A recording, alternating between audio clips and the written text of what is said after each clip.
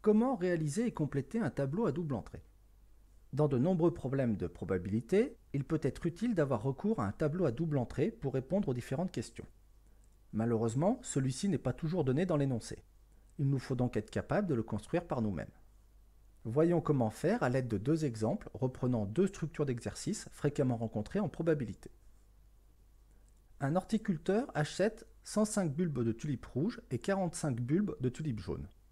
D'après son expérience, seuls 80% des bulbes rouges donneront une fleur. Quant aux bulbes jaunes, le taux de floraison sera seulement de 60%. Déterminer la probabilité qu'un bulbe pris au hasard ne donne pas de fleurs. Ici, le tableau à double entrée à réaliser est assez évident, avec d'un côté le type de bulbe acheté, rouge ou jaune, et de l'autre, le fait de savoir si l'on obtient ou non une fleur.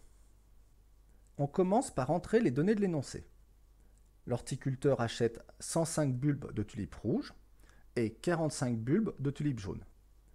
Il a donc au total 105 plus 45, 150 bulbes en tout. Seuls 80% des bulbes rouges donneront une fleur. Le nombre de fleurs rouges est égal à 105 fois 80%, ce qui fait 84.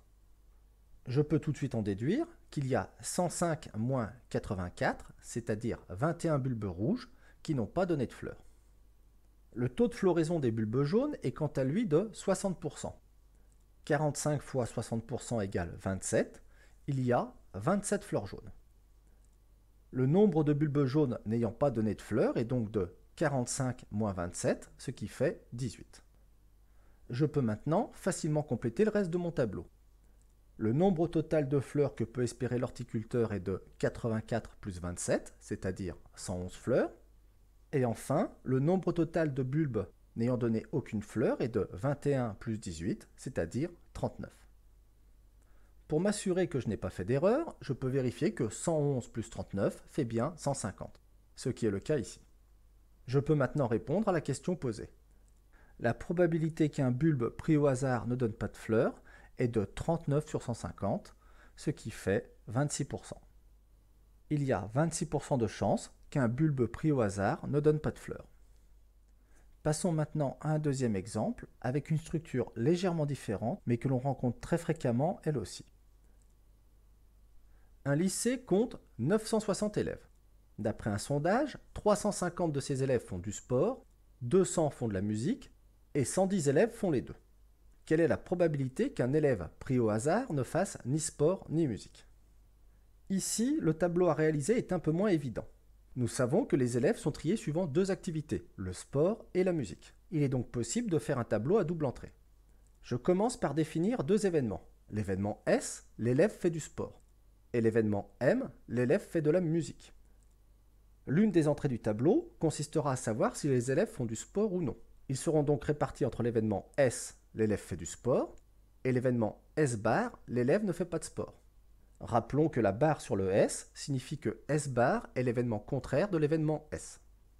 La deuxième entrée du tableau consistera, elle, à savoir si les élèves font de la musique ou non. Ils seront donc répartis entre l'événement M, l'élève fait de la musique, et l'événement M bar, l'élève ne fait pas de musique. Nous pouvons maintenant commencer à compléter le tableau avec les données de l'énoncé. Le lycée compte 960 élèves en tout. Il y a 350 élèves qui font du sport. Il s'agit ici du nombre total d'élèves faisant du sport. De même, il y a en tout 200 élèves qui font de la musique.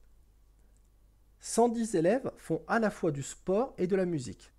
Il y a donc 110 élèves à l'intersection des événements S et M. Je peux maintenant facilement compléter le reste de mon tableau. Le nombre d'élèves ne pratiquant pas de sport est égal à 960 moins 350, ce qui fait 610. Le nombre d'élèves ne faisant pas de musique est égal à 960 moins 200, ce qui fait 760. Le nombre de musiciens ne pratiquant pas de sport est égal à 200 moins 110, c'est-à-dire 90. Le nombre de sportifs ne faisant pas de musique est égal à 350 moins 110, ce qui fait 240. Et enfin, le nombre d'élèves qui ne fait ni sport ni musique est égal à 610 moins 90, c'est-à-dire 520. Je peux maintenant répondre à la question posée. La probabilité qu'un élève pris au hasard ne pratique ni sport ni musique est égale à 520 sur 960, ce qui fait 54,2%. il y a 54,2% de chances qu'un élève pris au hasard ne pratique ni sport ni musique. Voilà, vous devriez maintenant être capable de compléter un tableau à double entrée, ce qui sera très utile pour la résolution de nombreux problèmes de probabilité. Comme vous avez pu le constater, cela ne présente pas de réelles difficultés si l'on est très attentif aux données de l'énoncé.